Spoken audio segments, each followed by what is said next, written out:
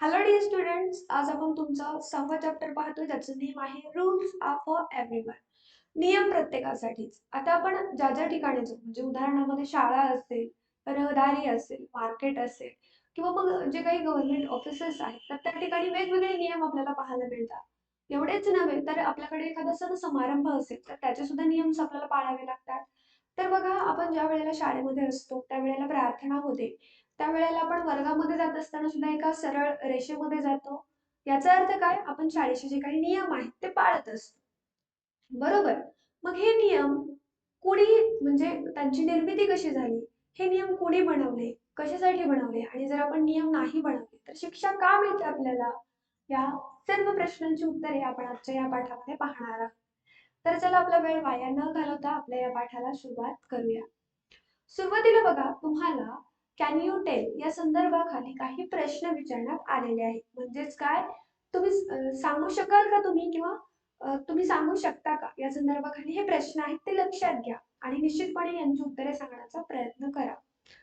Can you tell some traffic rules? आता रहदारीचे जे काही वेगवेगळे नियम्स आहेत, वेगवेगळे रूल्स आहेत, नियम आहेत. तर जे काही रूल आहेत तर त्यांच्यापैकी तुम्हाला काही नियम सांगता येतील का? तर ज्या वेळेला आपण प्रवास करत असतो, जर आपण दुचाकीवरती असू तर त्यावेळेला हेल्मेट घालणं हे बंधनकारक असेल.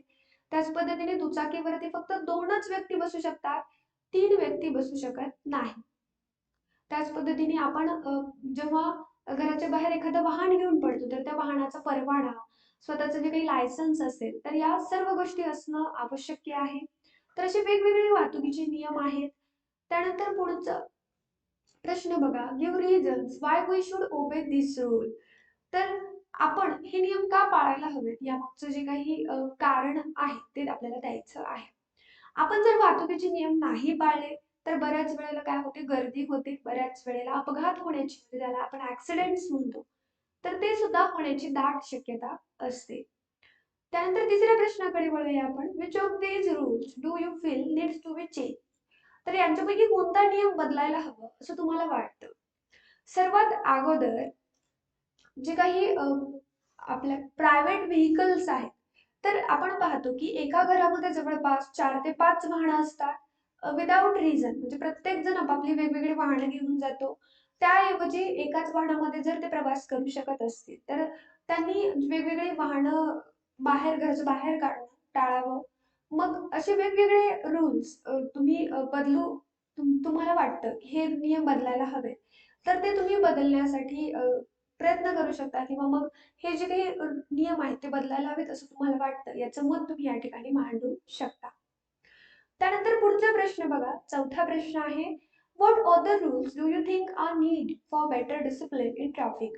किंवा मग छान पद्धतीने रहदारी सुरळीत व्हावी यासाठी आणखी कोणते नियम आपण या ठिकाणी ऍड करायला हवे, त्या ठिकाणी जोडायला हवेत किंवा ते जोडण्याची गरज आहे असं तुम्हाला वाटतं?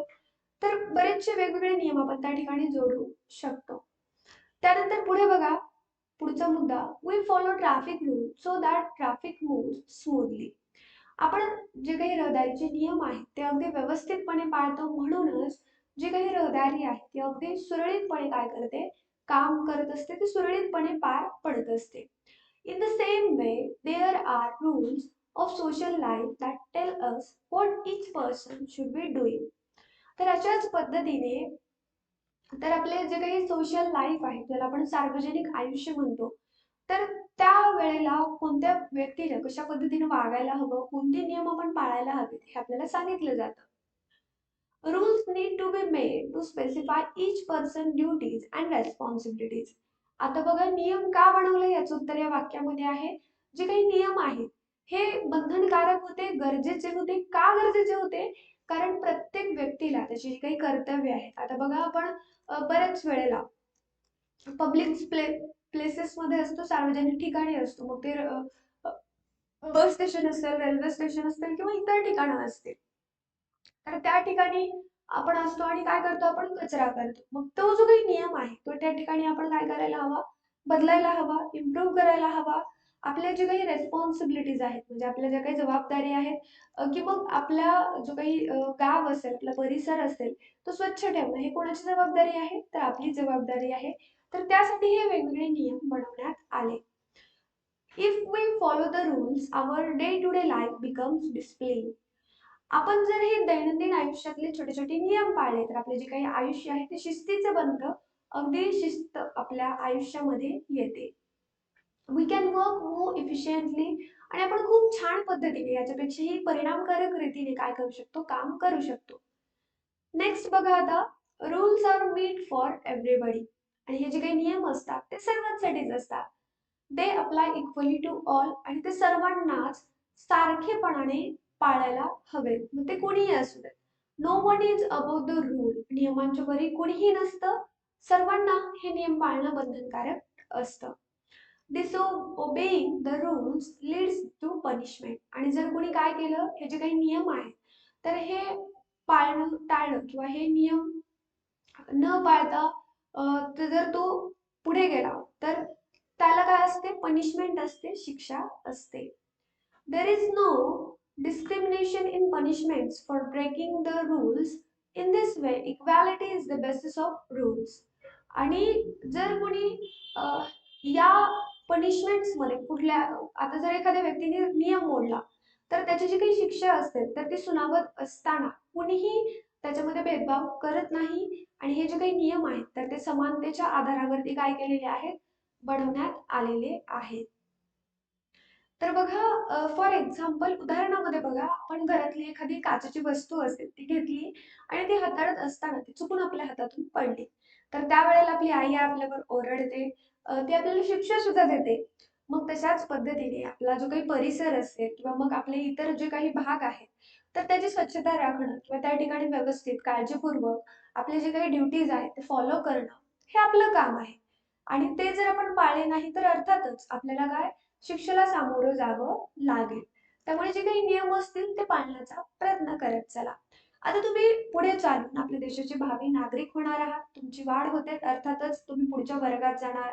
मग तुमचे एज्युकेशन पूर्ण होणार आणि त्यानंतर मग तुम्ही एका स्पेसिफिक एजला भारताचे नागरिक म्हणून ओळखले जाणार. पण तेव्हा तुम्हाला तुमच्यामध्ये जे काही नियम पाळण्याची सवय असेल ती लहानपणापासून लागते, किंवा मग वेगवेगळ्या सवयी या लहानपणापासून लागतात असं म्हणलं जातं आपल्याकडे. तर जे काही नियम आहेत ते आतापासून फॉलो करत चला. निश्चितपणे त्यांचा फायदा तुम्हाला पुढे होईलच. Changes in rules for the society. तर आपल्या सोसायटीमध्ये वेगवेगळे रूल हे चेंजेस करायला हवेत. मग ते कोणते कोणते रूल असायला हवेत, किंवा मग हे रूल बदलण्याचं कारण काय होतं, अशा बऱ्याचशा गोष्टी आपल्याला या ठिकाणी पाहायच्या आहेत. Our society works according to certain rules. आपले जे काही समाज आहे तो काही नियमांप्रमाणे चालतो. We make the rules ourselves. आपण स्वतःचे जे काही नियम आहेत ते स्वतःच बनवतो. We follow these rules because they are meant for the common good. तर ते सर्वसाधारण किंवा सर्वांच्या भल्यासाठी असतात, म्हणूनच आपण हे नियम बनवतो.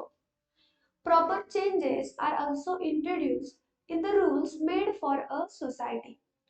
तर आपल्या समाजासाठी जे काही वेगवेगळे नियम बनवण्यात आले तर ते सुद्धा त्यांच्यामध्ये सुद्धा प्रॉपर चेंजेस म्हणजे योग्य असे बदल आपण वेळोवेळी करायला हवे. There is a difference between the rules of society and the laws of nature. तर निसर्गाचे जे काही नियम आहेत आणि त्याच पद्धतीने आपल्या समाजाने बनवलेले जे काही नियम आहेत याच्यामध्ये खूप मोठा फरक आपल्याला या ठिकाणी पाहायला मिळतो. मग निसर्गाचे नियम वेगळे असतात, आपल्या समाजाचे नियम वेगळे असतात. पुढचा मुद्दा, natural occurrences follow laws of nature. आता ज्या काही नैसर्गिक साधन संपत्ती आहेत, उदाहरणामध्ये बघा पाणी आहे, हवा आहे, वातावरण आहे, बऱ्याचशा गोष्टी, तर ते काय करतात, तर निसर्गाचे जे काही नियम आहेत तर ते पाळत असतात.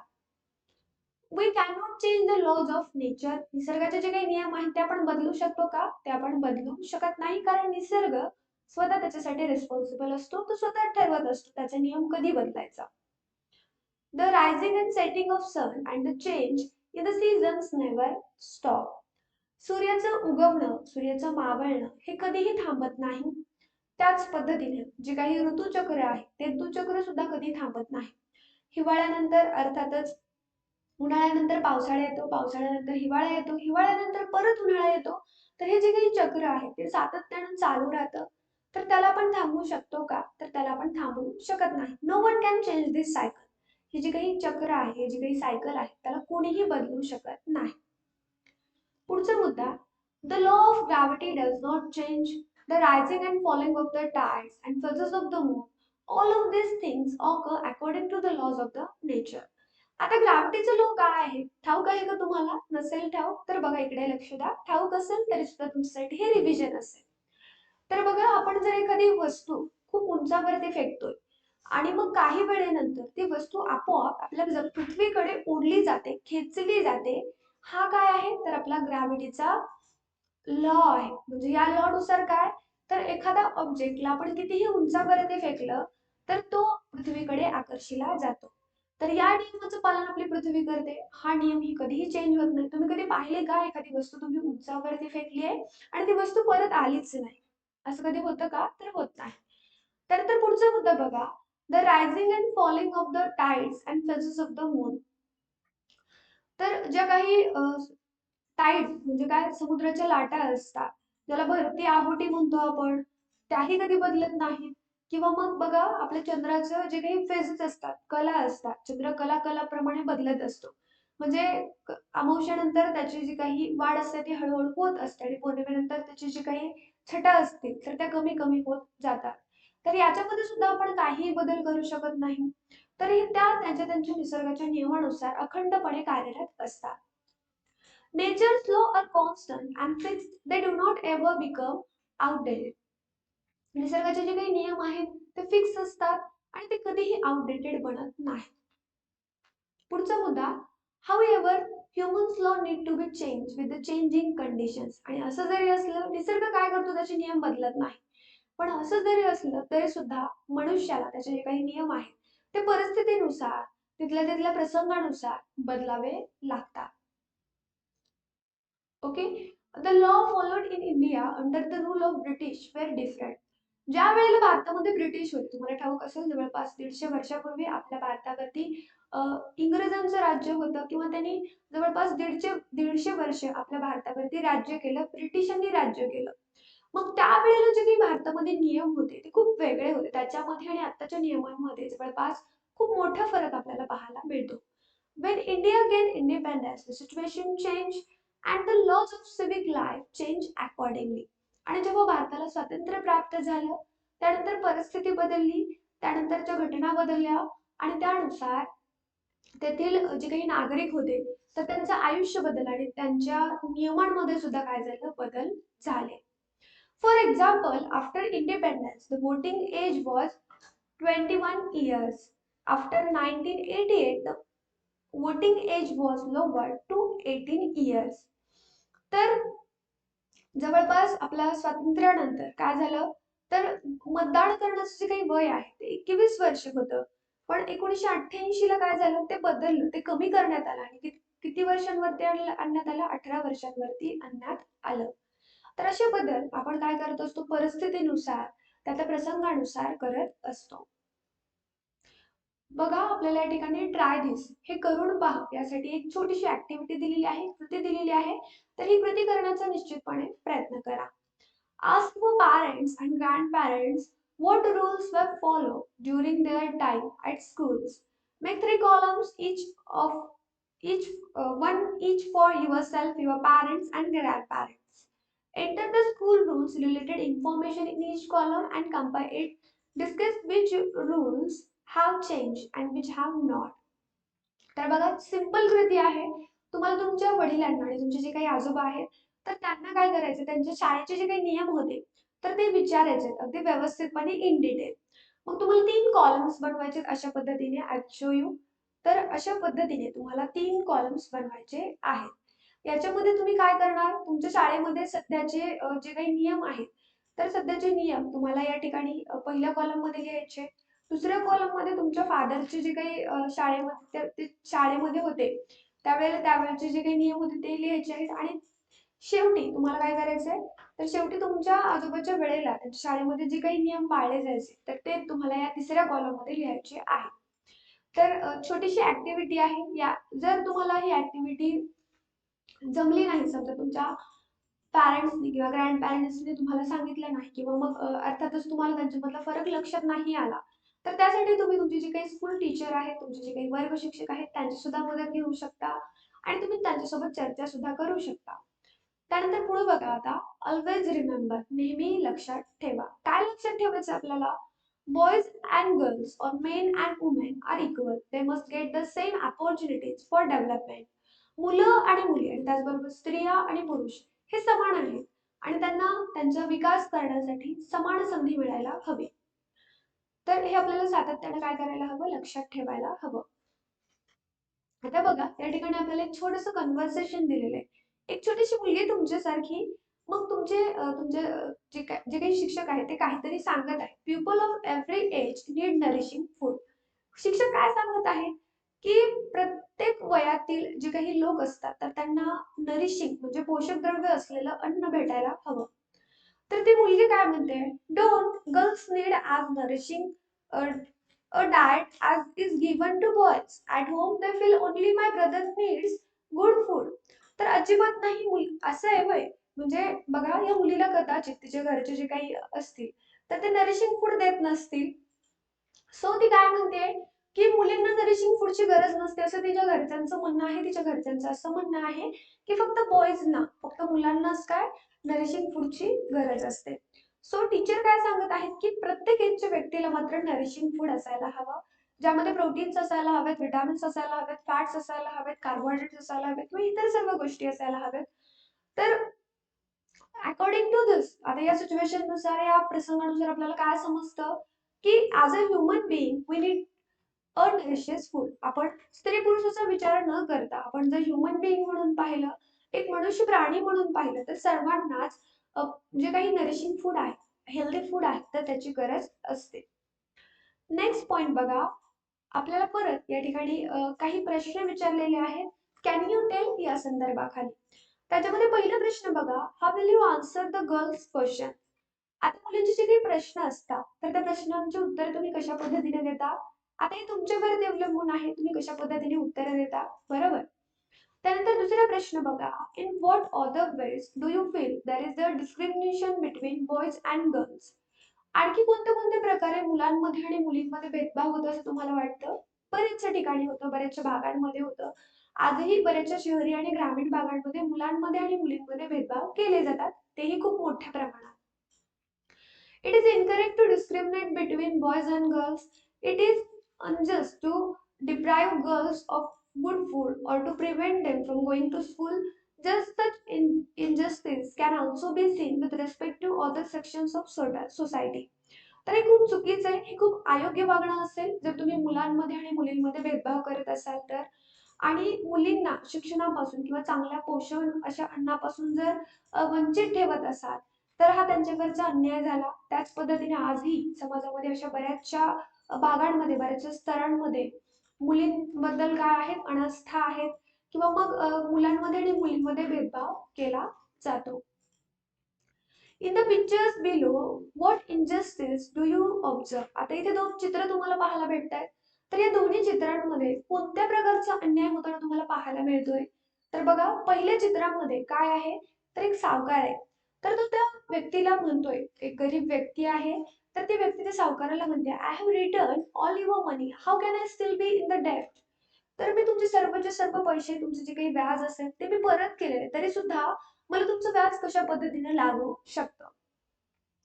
मग यावरती कशा पद्धतीचा अन्याय होतोय, तर यावरती बघा जी काही सावकारशाही आहे ती चालवली जाते. तर पूर्वी जेव्हा इंग्रज भारतामध्ये होते त्यावेळेला हे प्रमाण खूप होतं, आताही असेल थोड्याफार प्रमाणात. पण सरकारने या सावकारशाहीवरती काय केलेली आहे, बंदी घातलेली आहे. दुसऱ्या चित्रामध्ये बघा, दुसऱ्या केसमध्ये बघा, ही लेडी काय म्हणते, even though I work without a single holiday in a month, why do you pay me so little. तर मी पूर्ण महिनाभरामध्ये एकही दिवस सुट्टी न घेता काम करते, तर तुम्ही मला खूप कमी पगार का देता. आणि ही जी काही लेडी आहे तर तिच्यावरती हुकुमशाही गाजवते, तिचा पुरेपूर फायदा करून घेण्याचा प्रयत्न करते. ही ही जी काही लेडी आहे ती जे काय काम सांगेल ती ही लेडी पूर्ण करते, फुलफिल करते.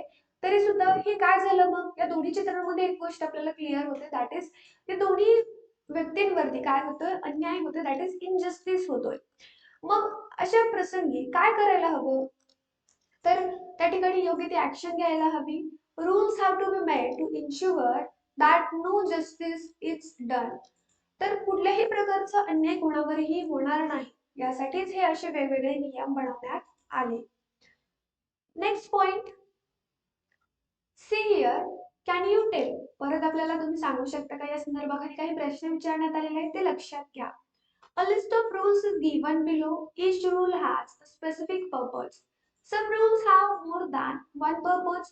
Discuss each rule in class under the headings. That is what I think. Note down your opinions. आपल्याला या ठिकाणी नियमांची काही यादी दिलेली आहे आणि जे काही प्रत्येक रूल आहे त्याचा त्या प्रत्येक रूलचा नियमांचा एक विशिष्ट प्रकारचा हेतू आहे. मग काही रूल हे वेगळ्या हेतूने दिलेले आहेत. मग तुम्हाला याबद्दल चर्चा करायची आहे आणि तुम्हाला तुमचे जे काही ओपिनियन आहे, तुम्हाला का वाटतं की हा नियम का बनवण्यात आला असावा, याबद्दलचं तुमचे जे काही मत असेल ते तुम्हाला त्याची नोंद करायची आहे. पहिल्यांदा बघा, prohibition against loudspeakers in public places after 10 o'clock at night.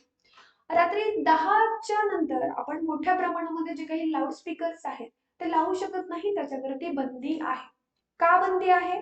Public प्लेसेसमध्ये तरी मोस्टली, कारण पब्लिक प्लेसेसमध्ये त्यावेळेला कोणीही नसतं, सर्वजण त्यावेळेला आराम करत असतात. सो त्यांना काय होऊ शकतं, डिस्टर्ब होऊ शकतं आणि ते डिस्टर्बन्स होऊ नये यासाठी त्यावरती बंदी घालण्यात आलेली आहे, असं माझं ओपिनियन आहे. लाईक दॅट प्रत्येक नियमांचे काय असतील तर काही इंटेन्शन्स असतील, काही रूल, काही पर्पज असतील, तर ते तुम्हाला या ठिकाणी नोट डाऊन करायचे आहेत आज युअर ओपिनियन, तुमच्या मध्ये. ओके. त्यानंतर सेकंड रूल बघा, free primary education for boys and girls. मुलांसाठी आणि मुलींसाठी प्राथमिक शिक्षण फ्री मध्ये आहे, अगदी निशुल्क आहे. तर या ठिकाणी बघा, ऍटलिस्ट जे काही बेसिक एज्युकेशन आहे ते तरी मुलांना भेटावं, हा त्यामागचा हेतू असू शकतो. त्यानंतर तिसरा रूल आहे, prohibition against dumping garbage in the river. नद्यांमध्ये आपण कचरा टाकू शकत नाही, त्यावरती बंदी आहे. कारण नद्यांमध्ये जर कचरा टाकला तर नद्यांचे जे काही पाणी असेल ते बाहेर येईल, परिसरामध्ये घुसेल आणि पूरग्रस्त परिस्थिती निर्माण होऊ शकते. चौथा नियम बघा, protection against domestic violence for women. जे काही घरगुती हिंसा होतात, घरगुती अत्याचार होतात, तर त्याच्या संदर्भामध्ये किंवा त्याच्या बाबतीमध्ये महिलांना संरक्षण आहे. तर बऱ्याच वेळेला आपल्या समाजामध्ये महिलांना दुर्बल समजलं जातं किंवा मग त्या काही करू शकत नाहीत असं म्हणलं जातं किंवा मग त्यांच्यावरती अत्याचार होतात, अन्याय होतात आणि त्याविरुद्ध महिला काहीही आवाज उठवत नाही. म्हणूनच त्यांचं संरक्षण करण्यासाठी असे नियम बनवले असावेत. बॅन ऑन चाइल्ड लेबर म्हणजे ज्याला आपण काय म्हणतो, तर जे काही मुलं कामगार असतात, जवळपास 14 वर्षाखालच्या मुलांना कुठल्याही क्षेत्रामध्ये काम करण्यासाठी परमिशन नाहीये, त्यांना आपण परवानगी देत नाही. का नाही देत? कारण त्यांची जीविताची सुरक्षितता असते, त्यांची पूर्णपणे ग्रोथ झालेली नसते आणि म्हणूनच आपण जे काही बाल कामगार आहेत तर त्याच्यावरती बंदी आहे. पुढचा नियम, ban on fillings trees hunting and poaching. तर शिकार करणं, तस्करी करणं आणि वृक्षतोड आहे तर ती करणं याच्यावरती सुद्धा बंदी आहे. यामुळे काय होतं, तर आपला जो काही एन्व्हायरमेंट आहे तो अनबॅलन्स होतो आणि म्हणूनच हे नियम त्या ठिकाणी बनवलेले आहेत. पुढे बघा, we follow many customs and traditions in our lives. आपल्या जीवनामध्ये आपण बऱ्याचशा रूढी परंपरांना फॉलो करत असतो. We follow those tradition by observing our mother, father, grandfather and other relatives. आता ह्या ज्या काही रूढी आहेत, परंपरा आहेत, त्या आपल्याला सांगितली जातात का एखाद्या पुस्तकाद्वारे म्हणा किंवा मग एखाद्या अ, एखाद्या प्युपल लोकांद्वारे सांगितलं जातं का, की ह्या तुमच्या तुमच्या परंपरा आहेत त्या तुम्हाला पाळायच्या आहेत? नाही. तर आपले आई वडील असतील, आपले आजी आजोबा असतील, आपले नातेवाईक असतील, तर यांचं निरीक्षण करून ह्या ज्या काही परंपरा आहेत, रूढी आहेत, त्या आपण फॉलो करत असतो. There are several good customs and traditions in our society. आपल्या समाजामध्ये खूप छान छान पद्धतीच्या वेगवेगळ्या रूढी आहेत, परंपरा आहेत. आपल्याकडे भारतामध्ये तर खूप एवढ्या छान रूढी आहेत की बघा, सर्व धर्माचे, सर्व जातीचे, पंथाचे लोक एकत्र येतात आणि वेगवेगळे सण उत्सव एकत्रितपणे आनंदाने साजरे करतात. त्यामुळे ज्या काही रूढी आहेत, परंपरा आहेत, त्या खूप छान आहेत असं आपण म्हणायला हवं. We celebrate festivals together. आपण वेगवेगळे सण उत्सव एकत्रितपणे साजरे करतो. We welcome guest who visit us and are hospitable to them. जे काही अतिथी येतात तर त्यांचं आपण आदरातिथ्य करतो आणि आपल्या भारताची तर एक स्पेसिफिक अशी काय आहे, एक स्पेसिफिक अशी हॉस्पिटॅलिटी आहे. आपल्याकडे अतिथी देवो भव म्हणलं जातं. मग ते कोणीही असू देत, जे काही येणारे व्यक्ती असतात त्यांचं आपण आदरातिथ्य करतो आणि मगच त्यांना आपण परत पाठवतो. Many of our custom enable us to maintain the balance of nature. आपल्यापैकी बऱ्याचशा रूढी, परंपरा ह्या आपल्या निसर्गाचं जे काही बॅलन्स आहे, तर ते पाळण्यासाठी सुद्धा मदत करत असतात. We express our love, gratitude towards animal. आता जे काही ॲनिमल्स असतात, तर बरेचसे ॲनिमल्स आपल्यासाठी युजफुल असतात. फॉर एक्झाम्पल डॉग आहे, कॅट आहे, गाय, काऊ आहे, ऑक्स आहे, बफेलोज आहेत. तर त्यांच्याकडे आपली जी काही कृतज्ञता आहे ती सुद्धा व्यक्त केली जाते बऱ्याचशा सणांद्वारे. आता बघा महाराष्ट्रामध्ये म्हणा किंवा कर्नाटकामध्ये बेंदूर नावाचा सण, महाराष्ट्रामध्ये पोळा नावाचा सण. तर जे काही ऑक्स आहेत ज्याला आपण बैल म्हणतो, तर ते वर्षभर काम करतात. त्यांच्याकडे ते काम केले याच्यासाठी कृतज्ञता बाळगण्यासाठी हा सण साजरा केला जातो. अशा पद्धतीचे वेगवेगळे सण आपण प्राण्यांवरचं जे काही आपलं प्रेम आहे, कृतज्ञता आहे ते दर्शवण्यासाठी साजरे करत असतो. The values of non-violence and peace have been a part of our social life since ancient times. पुरातन काळापासून आपलं अहिंसा असणं, शांततावादी असणं हे आपल्या सार्वजनिक आयुष्याचं एक महत्त्वाचा भाग आहे. हे खूप महत्त्वाचं ठरतं. तर फक्त प्राण्यांकडेच नाही तर आपण माणसांकडे सुद्धा त्यांचा जो काही ग्रॅटिट्यूड आहे तो व्यक्त करत असतो. Even so, there are some tradition and customs that are not desirable. तर एवढंच नाही, तर ज्या पद्धतीने नाण्याच्या दोन बाजू असतात, त्याच पद्धतीने छान अशा रूढी परंपरा आहेत, चालीरीती आहेत, तर त्याच्या वाईट अशा रूढी परंपरा किंवा चालीरीती सुद्धा आपल्या समाजामध्ये आपल्याला आज पाहायला मिळतात.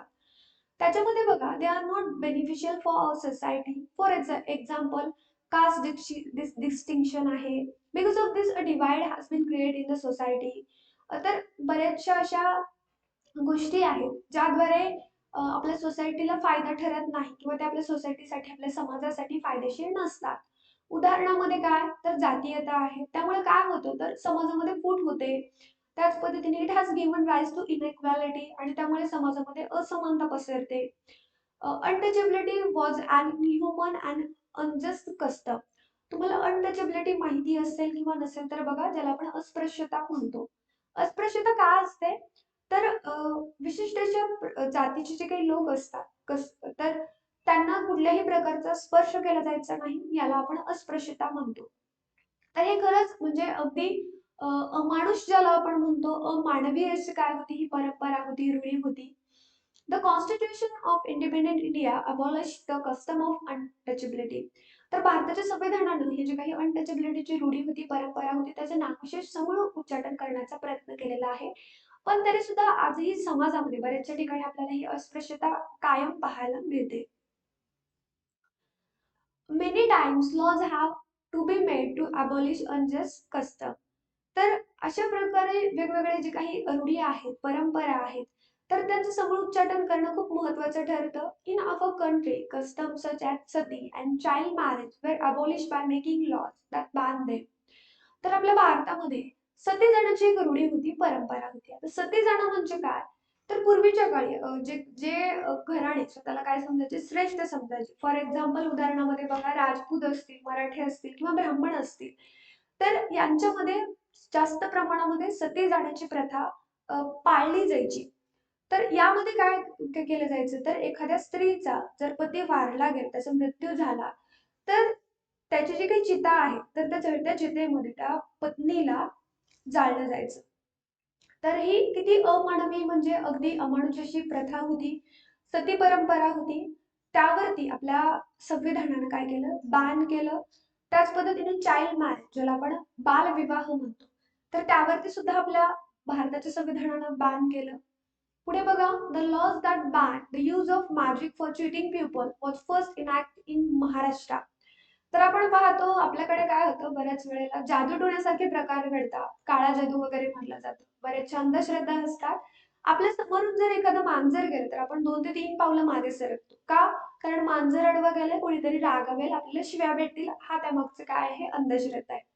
आता बघा तो प्राणी आहे, तो कुठेही फिरत असतो, कोणत्याही वेळी जात असतो, तर त्याच्यामध्ये आपण अंधश्रद्धा बाळगायला हवी का? तर अशा पद्धतीच्या वेगवेगळ्या सुपरस्टिशन्स आपल्याकडे आहेत आणि सर्वात प्रथम आपल्या देशामध्ये अ, कोणत्या राज्यामध्ये या जादूटोण्याविरुद्ध विशिष्ट अशी कारवाई करण्यात आली किंवा याच्यावरती अ, वेगवेगळे कायदे लावण्यात आले किंवा याच्यावरती बंदी घालण्यात आली असं राज्य कोणतं? तर आपलं महाराष्ट्र राज्य. नेक्स्ट बघा, receiving a dowry has been banned by law. तर बघा आपण न्यूजपेपरमध्ये बऱ्याच वेळेला न्यूज वाचत असतो की हुंड्यासाठी एखाद्या विवाहितेचा छळ करण्यात आला किंवा तिने आत्महत्या केली असे प्रकार आपण ऐकतो. तर कायद्यानं हुंडा घेणं सुद्धा काय आहे, तर एक गुन्हा आहे आणि यावरती सुद्धा आपल्या गव्हर्नमेंटनं बंदी घातलेली आहे. त्यानंतर पुढे बघा, प्रोटेक्टिंग अवर एन्व्हायरमेंट. आपल्या अ, जे काही वातावरण आहे, पर्यावरण आहे, तर त्याचं संरक्षण करणं. तर आपण ज्या वातावरणामध्ये राहतो, ज्या पर्यावरणामध्ये राहतो, तर त्याचं संरक्षण करणं कोणाची जबाबदारी आहे? आपली जबाबदारी आहे. Just as laws are necessary to maintain equality and justice in society, laws are also required for the protection of the environment. ज्या पद्धतीने समाजामध्ये समानता मेंटेन करण्यासाठी, समानता सांभाळण्यासाठी आपण काय करतो? वेगवेगळे नियम पाळतो. तर तशाच पद्धतीने निसर्गाचा सुद्धा समतोल राखण्यासाठी आपण नियम केलेले आहेत. We are dependent on nature in many ways. आपण वेगवेगळ्या प्रकारे निसर्गावरती अवलंबून आहोत. अन्नासाठी असेल, तर इव्हन श्वासोश्वास करण्यासाठी असेल, अशा वेगवेगळ्या प्रकारे आपण काय केलेलं आहोत? निसर्गावरती अवलंबून असतो. Most of our needs are fulfilled by nature. आपल्या ज्या काही दैनंदिन गरजा आहेत त्या सुद्धा आपल्या निसर्गाद्वारेच पूर्ण केल्या जातात. Natural resources should be available in enough quantities for the needs of our future generation. तर आपल्या येणाऱ्या ज्या काही पिढ्या आहेत, तर त्यांना जे काही नॅचरल रिसोर्सेस आहेत, नैसर्गिक संसाधनं आहेत, त्यांच्या गरजा भागवण्यासाठी तरी आपण त्यांना प्रोव्हाइड करायला हवेत. आपण काय करतो? तर आपण अमापपणे वापर करतो. मग ते पाणी असेल, वेगवेगळी इंधनं असतील, माती असेल किंवा इतर जे काही निसर्गतः आपल्याला उपलब्ध होणारे भाग आहेत, वेगवेगळ्या गोष्टी आहेत, तर त्यांचा आपण काय करतो? कुठल्याही पद्धतीचा विचार न करता अखंडपणे वापर सुरू ठेवतो. Therefore, we must conserve these natural resources. We must use them carefully. आणि म्हणूनच आपण त्यांचं जतन करायला हवं आणि त्याच पद्धतीने काय करायला हवं?